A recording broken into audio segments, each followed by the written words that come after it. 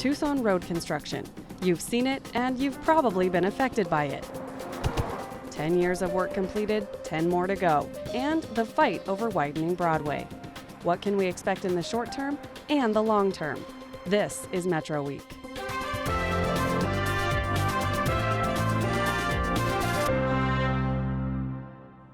Welcome to Metro Week. 10 years ago, voters agreed to add a half-cent sales tax to pay for roads in the metro area. Now, at the halfway point of the Regional Transportation Authority, we're checking in to see how it's going.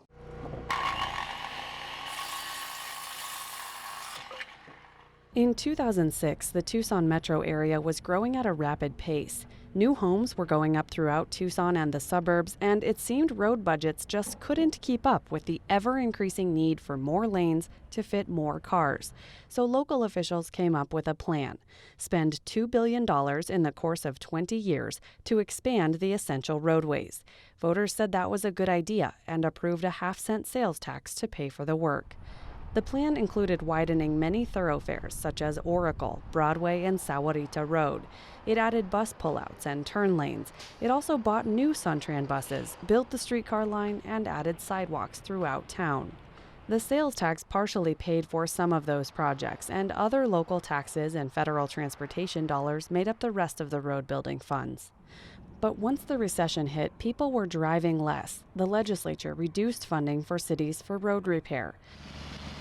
That prompted a new issue, a loud cry for government officials to fix the existing roads.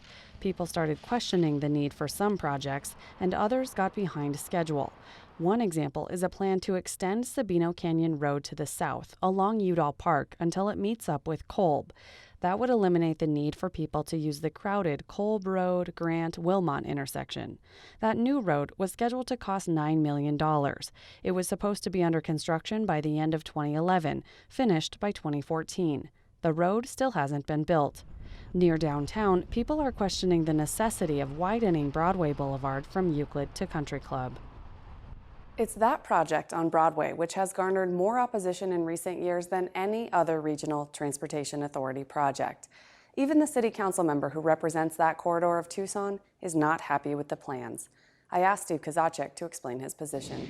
Let's start with the status of the Broadway Road project. Where is the city in terms of planning for construction? Well, 2 weeks ago, the mayor and the council approved on a 5-to-1 vote the 30% design. What that effectively does is it locks us into an alignment. And so we authorized the RTA to fund another $18 million into the project.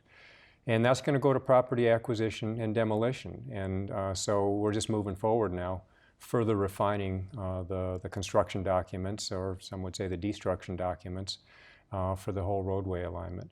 And that one was you. You dissented on that vote. That's right, yeah. And so what we effectively did is we just allocated $71 million to build a 6-lane roadway that is a raceway to a bottleneck in what is arguably the worst intersection in North America, the confluence of Broadway and Congress and Toole and 4th Avenue. We are effectively ignoring the voices of the people who have participated in this process literally for 3 years. Hundreds and hundreds and hundreds of people who have stepped up to the plate and said what they value. Their priorities are preservation, creating a destination, not just a place where you drive past, preservation of the built environment, and protecting the small local businesses along that corridor. My sense is that the RTA there are competing visions here, what's going on. The RTA is wedded to this 30-year-old transit model that says it's suburban oriented.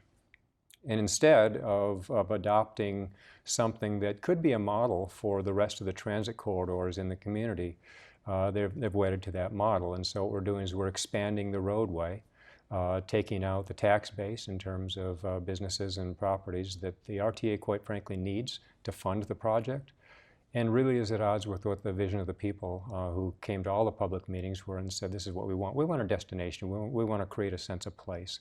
We don't just need an asphalt jungle that people are going to drive through. And so I think there was a huge mistake by the mayor and the council in terms of what they voted for.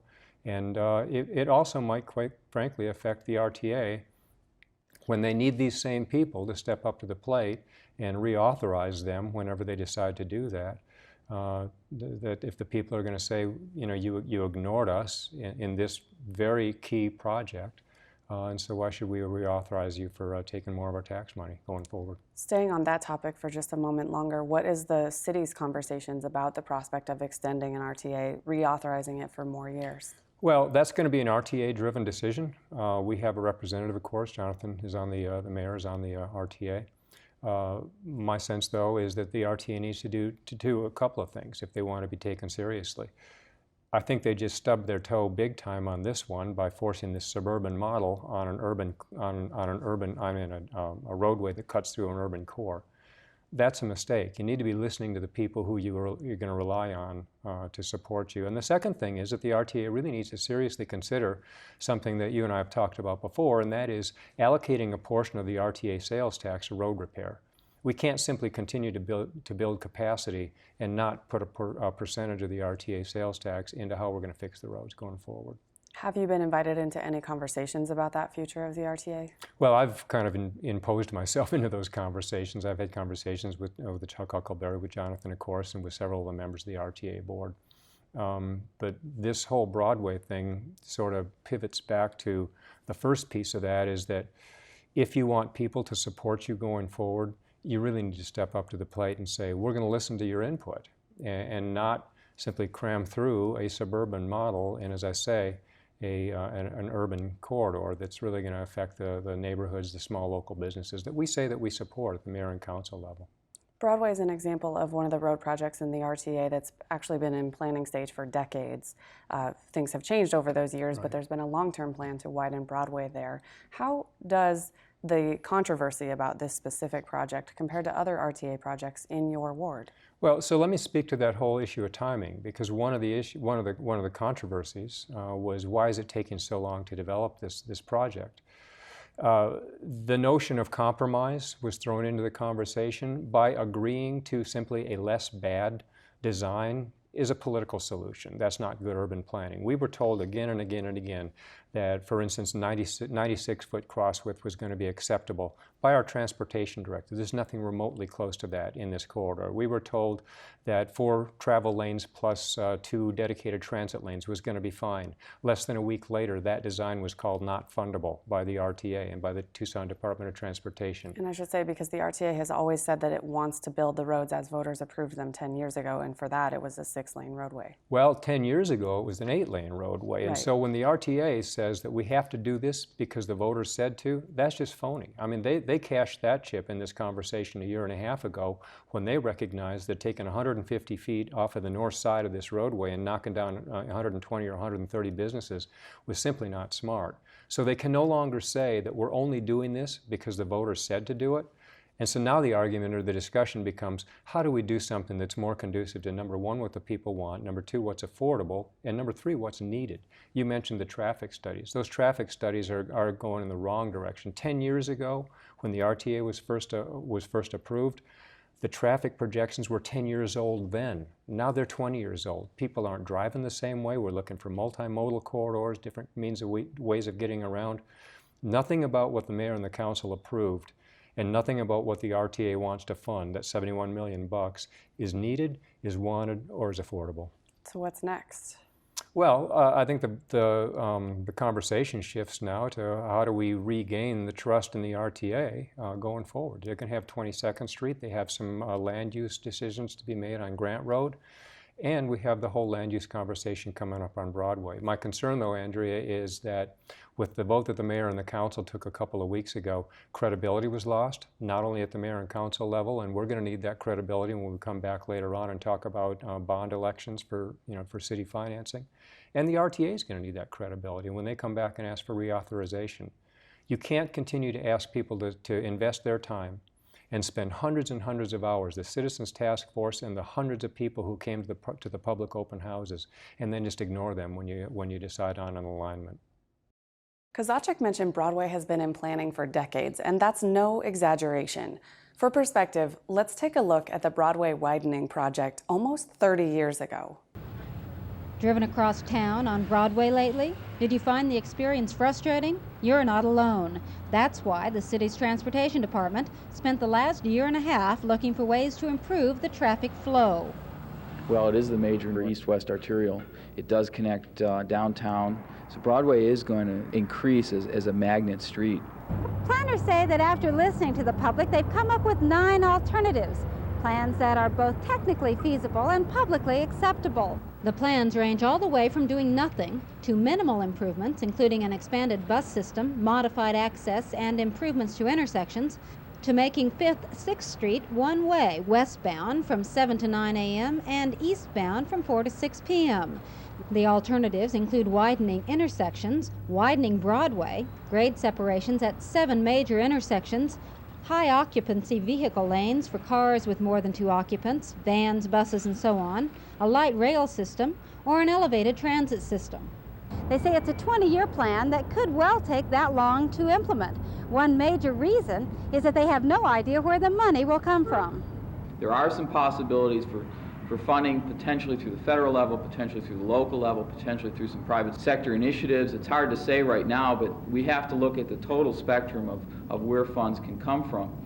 Other considerations are air quality, time and accident reduction, and the adjacent neighborhoods. Whether or not the 9 alternatives, or any combination of them, become reality on Broadway remains a big question mark. The fact that the voters in Tucson recently turned down a half-cent sales tax increase to pay for transportation improvements does have the planners concerned. Without additional funding, we probably wouldn't do anything. So what happens to all your work and all your plans and the 9 alternatives now? We put them on the shelf. It's really about what happens to them. Unless we can identify some funding, they end up on the shelf.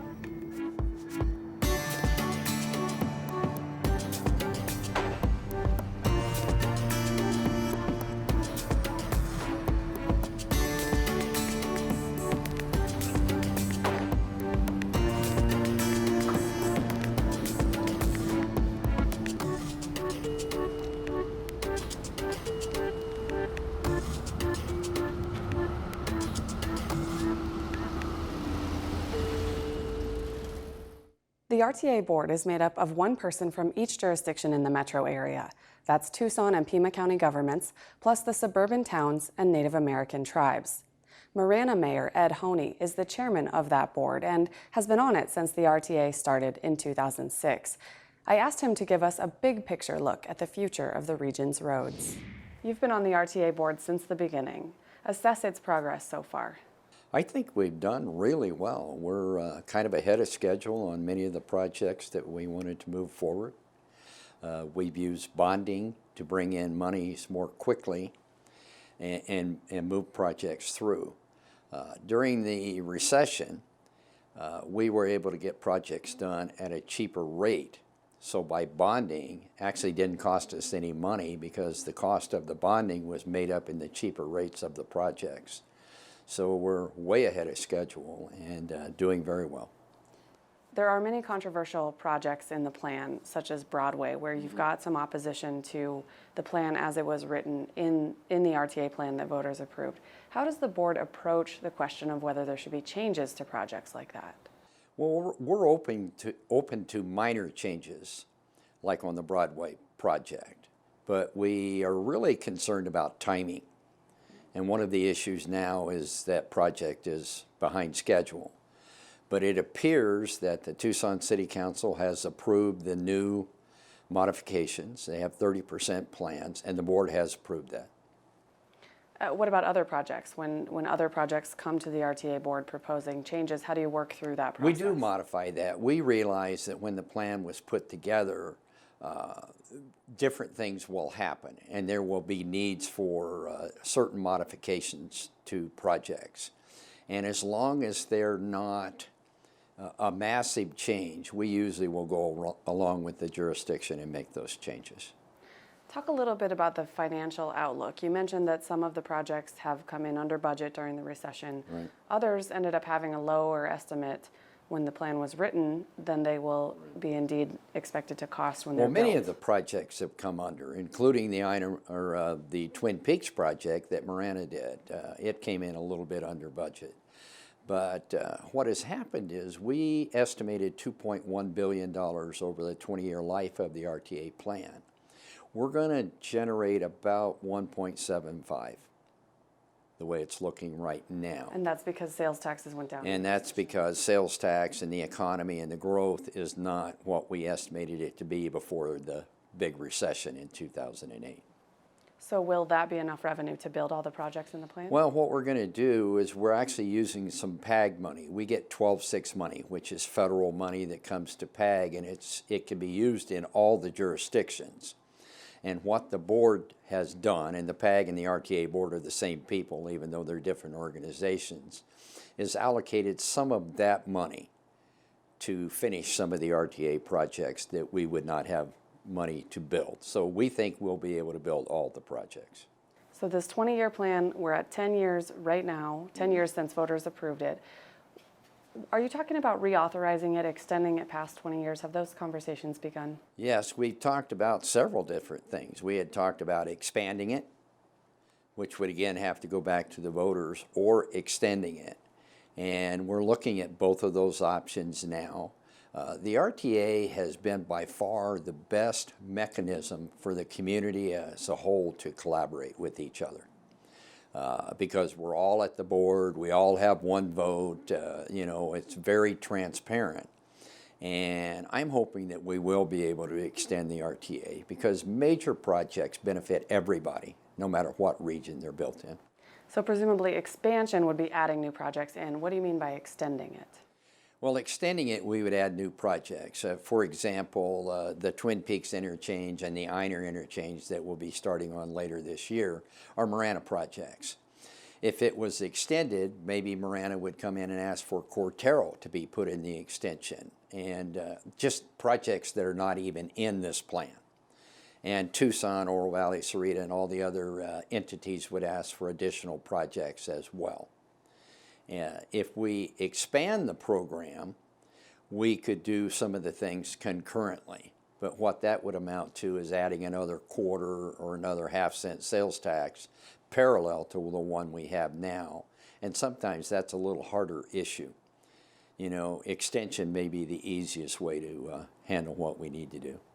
When would the board, the RTA board, be talking about sending those questions to voters? We've talked about it some.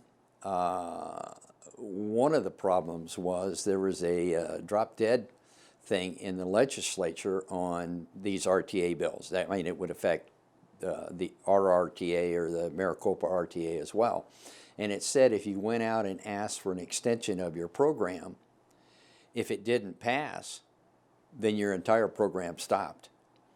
So we were afraid to go out, say, at year 12 and ask for an extension and not be successful and have the entire program go away. Well, the legislature, through some lobbying, and I helped on that as well, took that out of the provision allowing us to do the RTA. So now we can ask for an extension, and I think if we're all working together, it probably will happen, but it takes that fear of it not happening and killing the entire program.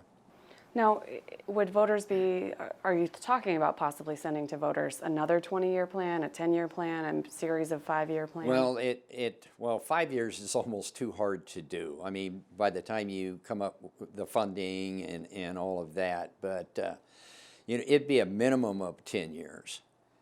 But we may ask for another 20 years, and that's what MAG, with their RTA program that they have in the Phoenix area, they asked for a 20-year extension. When this plan was written, road construction was the priority. Obviously, that's the priority in the plan, and the metro area was growing. During and after the recession, road repair became an issue. Right. Is there a prospect that the future vision of the RTA could include those repairs, pothole repairs and maintenance? That's a big area of contention amongst many of the members of the RTA right now. The way the legislation is written, and the RTA was done through permission of the legislature. It's a special taxing district. It doesn't allow for a lot of O&M. Operations and maintenance. Operation and maintenance. A certain percentage, but it has to be very minimal. For an extension or an expansion to be O&M heavy, maybe over half the monies, I think we would have to go to the legislature and ask for a change in the authorization. So that is an area that we're looking at, but RTAs are set up primarily for capital improvements. And that's what you've been doing the last 10 And years. that's what we have been doing, yes. Thanks for sitting down with us to talk about this. Thank you very much for coming. Hi, I'm Lorraine Rivera. Tonight on Arizona Week, a 31-year-old mother of 4 battling breast cancer in the fight of her life. I found out February 17th. That's when I was diagnosed with breast cancer, triple negative, stage 2 breast cancer. 1 month to that day, I had my mastectomy.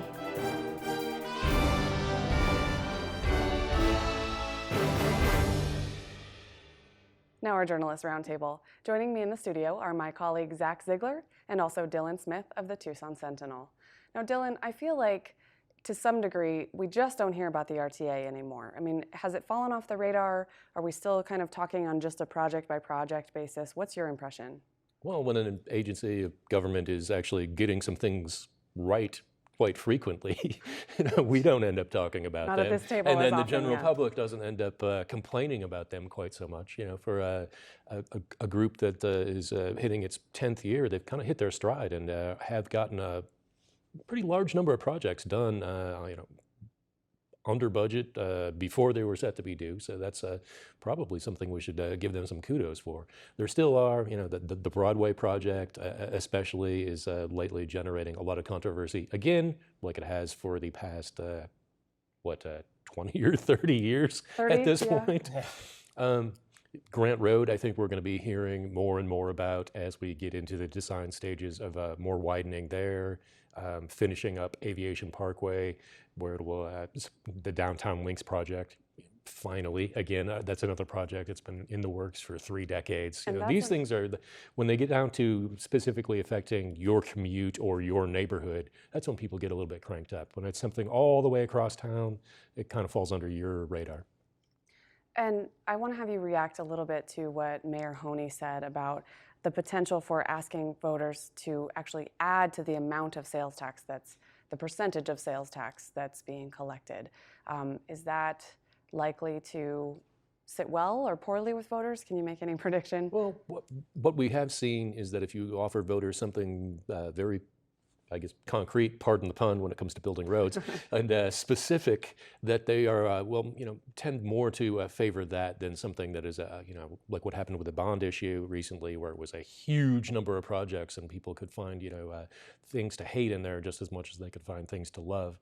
Like, you know, Tucson voters recently approved a bond issue to, you know, get out there and fix some of our streets. There's been a lot of talk, especially over the last year, about either in an extension of the RTA's time period or expanding its mandate over the next decade to get in and do some more fixing up of existing roads rather than solely focusing on building new infrastructure. Right. And I'll say the only thing that I could think of is a little bit of that fatigue of, we need more money to fix potholes. That seems to be the common refrain here in Tucson that could almost be a bit of a hindrance, but it always seems that's one thing that if people get told, more roads, improved roads, infrastructure projects are quite often popular.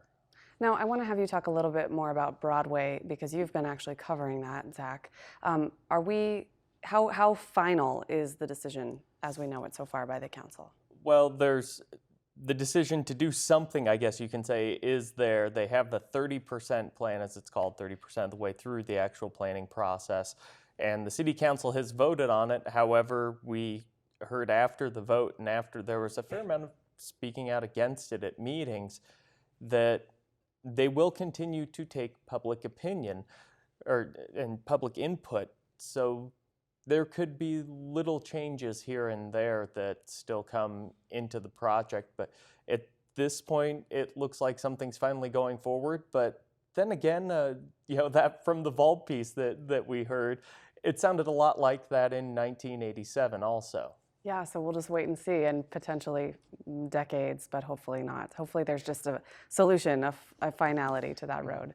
Especially for the business owners in that corridor. Exactly. They want to get to some point of finality of knowing what will happen. Right, it's not And it's necessarily not even even so much- opposition, it's yeah. just clarity. That, you know, they're not wedded. A number of them that I've spoken to, people who were on that citizens task force for years, are not wedded to any particular route through there. They just want to know what will happen so that they can either, move their business, expand their business. They want to have some finality to this. Yeah, the whole idea of, oh, do I need to start looking for a new space? Do I need to start finding a new home for my business, or am I going to get to stay? Or am I going to lose enough of my parking that it's no longer worth it for me to be at this location? You think about places along that stretch that are restaurants or something like that need a fair amount of parking. And some of them don't have a fair amount as it stands. Yeah, so that can be really the issue going forward for them, is just a little finality is probably the biggest thing that everyone in that area is looking for right now.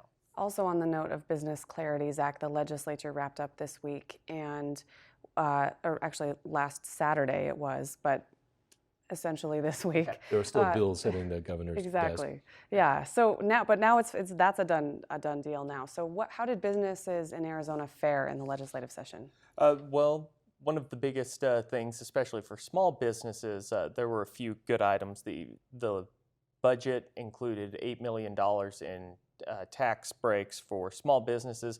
Those deal mainly with the ability to claim depreciation on equipment that you might have purchased. That's $8 million this year, $16 million next year. So that's a nice break for small businesses. There's also a bit of a change to the independent contracting rules for small businesses and startups that loosen things up there. So for small businesses, things look pretty solid. We also see an ease to some of the sharing economy rules, as you can call them. Like Those Uber or like ride sharing? Uber, particularly, one of the most notable examples is Airbnb or VRBO.com. Those are websites that people rent out their homes, either that they're currently living in or a secondary home as a vacation rental.